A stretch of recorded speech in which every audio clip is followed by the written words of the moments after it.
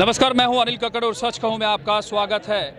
प्यारे दर्शकों, डेरा सच्चा सौदा के बरनावा आश्रम में आज मौजूद हैं और पावन नाम चर्चा रूपी भंडारे का आयोजन किया जा रहा है। डेरा सच्चा सौदा की दूसरी पातशाही परमपिता शाह सतनाम सिंह जी महाराज के 103वें पावन अवतार महीने की शुरुआत धूमधाम से हो चुकी है।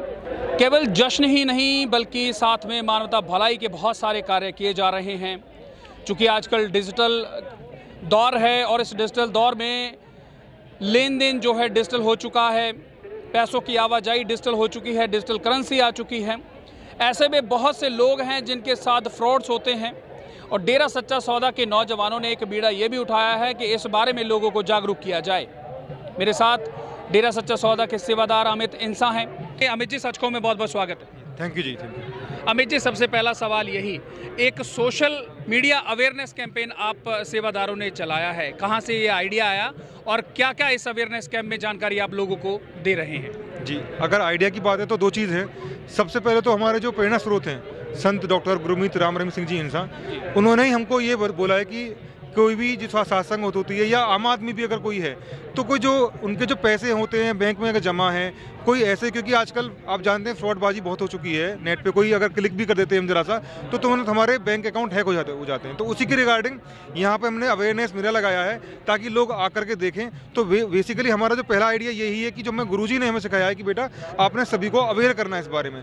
दूसरा, हमारे पास कई लोग आते थे कि जिनको नॉलेज नहीं है, जैसे गाँव के बहुत सारे भाई आते हैं कि भाई ये हमें सिखाइए कि मान लो अगर हमें व्हाट्सअप है या आपका टेलीग्राम है या आपका यूट्यूब है, फेसबुक है या फिर जैसे गूगल पे है, ठीक है, पेटीएम है या फ़ोन पे है, उस पर हमें ट्रांजैक्शन कैसे करनी है क्योंकि सबको पता नहीं है। तो हमने ये ज़रूरत समझी कि भाई जो लड़के आते हैं या जो बुजुर्ग हैं, अधेड़ अवस्था के लोग हैं, उनको ज़्यादा नॉलेज नहीं है, उनको हम नॉलेज प्रोवाइड करें ताकि वो इस फ्रॉडबाजी से बच सकें। तो ये दो वजह थी जिससे हमें उनको ये एक तरीके से उनको हम बताया जा रहा है जी।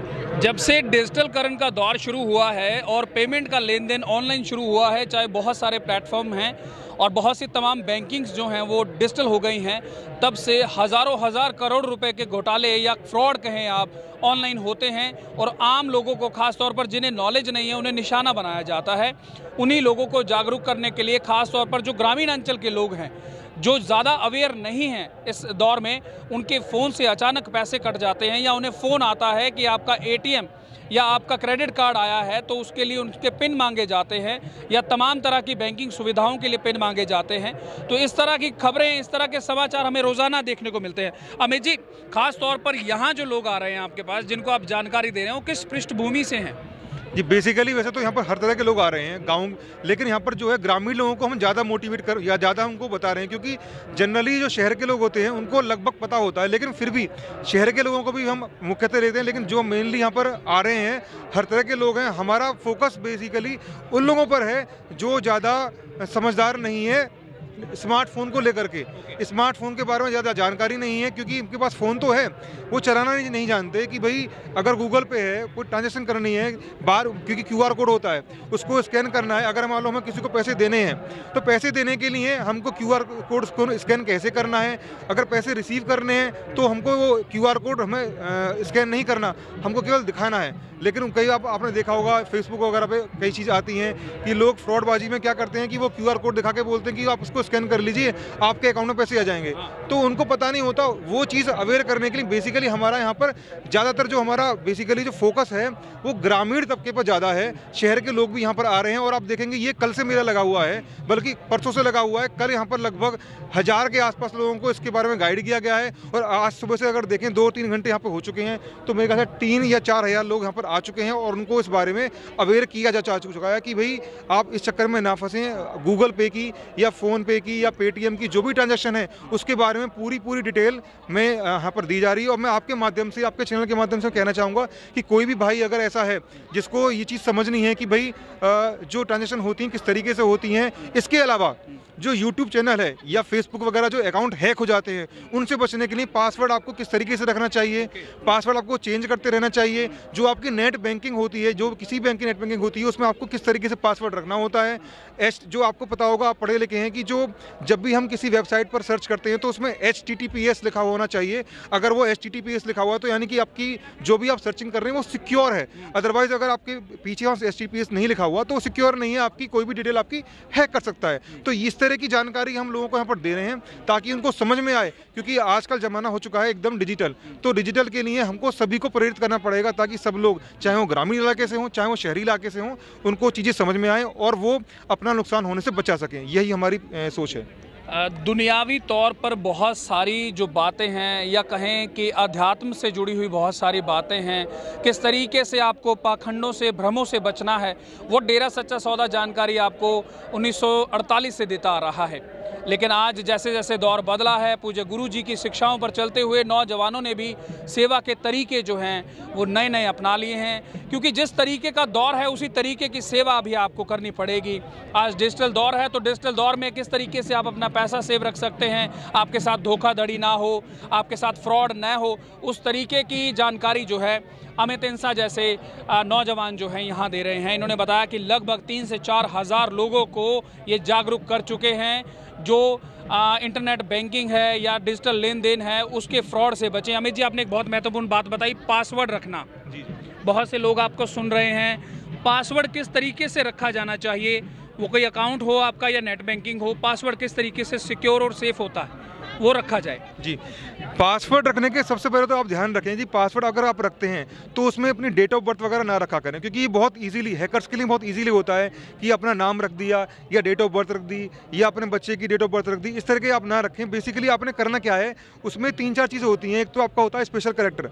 आप जानते हैं, अगर आपने कभी कीबोर्ड चलाया हो या फिर फ़ोन पर भी आप देख पाएंगे, उसमें आप $साइन होता है या एक्सक्लेमेशन मार्क होता है या क्वेश्चन मार्क होता है, इस तरह के आप स्पेशल कैरेक्टर्स में जरूर रखें। उसके अलावा आपका एक कैपिटल लेटर उसमें जरूर रखें, स्मॉल लेटर भी रखें। एक ऐसा कॉम्बिनेशन बनाएं कि ताकि आपका जो पासवर्ड है वो हैक ना हो पाए जल्दी से, क्योंकि हमने आमतौर पे देखा है कई लोग अपने नाम पर रख लेते हैं, तो वो हैकर्स के लिए बड़ा आसान होता है उसको हैक करना।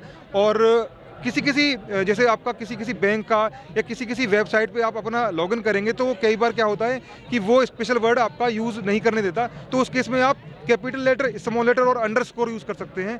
तो यही इसी तरीके के आप पासवर्ड रखेंगे तो आपका सिक्योर रहेगा। और कम से कम 8 से या 12, कम से कम 12 कैरेक्टर उसमें जरूर हों, 8 से 12 कैरेक्टर हों, और उसको आप 2 महीने में या 3 महीने में जरूर चेंज करते रहें, क्योंकि ये भी एक तरीके से लूप होल है, हैकर्स को आराम से उसको हैक कर लेते हैं, इसलिए आप उसको 3-4 महीने में आप जरूर चेंज करते रहा करें। और बहुत तरीके की कॉल्स आती हैं अमित जी कि आपका ATM है या क्रेडिट कार्ड के रिलेटेड कॉल आया या आपके बैंक में इतने पैसे आ गए हैं, आपको ये QR कोड जो है स्कैन करना, लालच दिया जाता है। वो कैसी कॉल्स हैं और उनसे कैसे बचना है, ये भी ज़रूर बताइए। अगर किसी भी तरह की आपके पास कॉल आती है, सबसे पहले तो आप उससे, अगर आपसे वो कोई भी बोलता है कि आपके फ़ोन पे कोई OTP आया होगा, वो हमें बताइए, ताकि आपका जो कुछ भी आपकी समस्या रिजोल्व करनी है हमें, या आपके अकाउंट में पैसे आने वाले हैं, आप कभी भी किसी भी, यहाँ तक कि बैंक कर्मचारी को भी, अगर आप पर्सनल आपका कोई बैंक कर्मचारी से बात होती है, उसको भी, किसी को भी आपने वो OTP शेयर नहीं करना, ये आप जरूर ध्यान रखें। मेन चीज़ ये है। दूसरा ये है कि कई बार कॉलिंग आती है, जो फ्रॉड होता है उसमें क्या होता है कि वो बोलते हैं कि भाई मैं फला जगह से, जैसे आपको मैं एग्जांपल देता हूँ, सपोज कीजिए OLX हो गया, कोई भी एक प्लेटफॉर्म हो गया, वहाँ पे आपने कोई चीज़ पसंद की कि भाई मेरे को ये AC खरीदना है, ठीक है, उस AC के दाम है मान लो 20,000 रुपये। आपके पास कॉल, आपने अपना AC लगा दिया कि भाई मुझे AC बेचना है, आपके पास कॉल आएगी, या सपोज करो आपने खरीदना है कि भाई ये AC हमें सस्ता मिल रहा है, सस्ता AC मिल रहा है तो उसे ले लेते हैं। आपने कॉल किया, वो बोलता है कि भाई मैं फौजी हूँ। वो फौजी इसलिए बोलता है क्योंकि हमारा जो भारत देश के लोग हैं वो फौजी पर बहुत ज़्यादा विश्वास रखते हैं, और अच्छी बात भी है, लेकिन वो इस चीज़ का नाजायज़ फ़ायदा उठा करके आपको बताते हैं भाई फौजी हूँ या मैं कोई अफसर हूँ और ये मुझे मतलब कहीं शिफ्ट होना है बाहर विदेश में, मुझे जल्दी से बेचना है, इसलिए मैं सस्ता बेच रहा हूँ, ठीक है। और वो बोलता है कि ये QR कोड है, आप इसको स्कैन करोगे ना तो आपके अकाउंट में पैसे आ जाएंगे 20,000 रुपये, और आप यहाँ से मुझे ले आना, कोई दिक्कत नहीं है। लेकिन आपने कभी भी ध्यान रखें, को QR कोड केवल अपना दिखाना है, स्कैन नहीं करना। आप स्कैन करने का मतलब ये है कि आपके फ़ोन से पैसे कट जाना। स्कैन, अगर किसी का QR कोड स्कैन करेंगे, स्कैन करने के बाद अगर आपने वो अमाउंट भर दी, वो बोलेंगे ये अमाउंट है, ये अमाउंट नहीं है, ये आपका पासवर्ड है या ये OTP, आप इसको भर देंगे तो आपके अकाउंट में पैसे जाएंगे। जबकि होता क्या है, जैसे ही आप उसको भर करके एंटर करते हैं तो आपके पैसे कट जाते हैं। तो उसका ध्यान रखें, कभी भी QR कोड स्कैन ना करें। QR कोड तभी स्कैन करना होता है जब आपको पैसे देने होते हैं। पैसे लेते वक्त कभी भी आपको QR कोड स्कैन नहीं करना होता, यही सबसे बड़ी बात है, तो इसका आप जरूर ध्यान रखें। जी अमित जी, ये दो चीज़ें क्लियर होगी, पासवर्ड और हमने जितना भी ट्रांजैक्शन करना है, क्यूआर कोड वगैरह जो है, या कॉल कौन कौन सी अटेंड करनी है। इसके अलावा जो आजकल ऑनलाइन मार्केटिंग हो रही है, ई कॉमर्स है, अमेज़ॉन है, फ्लिपकार्ट है, उसके नाम पे भी बहुत सारी जगह फ्रॉड होता है, उसके नाम पे भी लोगों का पैसा कट जाता है। उसका थोड़ा सा और बताएं, उससे कैसे बचना है। जी जी, जैसे आप जानते हैं जो रिलायबल हैं, जैसे अमेज़ॉन हो गया, फ्लिपकार्ट हो गया, ठीक है, इनसे आप तो ले सकते हैं, कैश ऑन डिलीवरी ना लें, आप चाहें तो उनसे ऑनलाइन ले सकते हैं।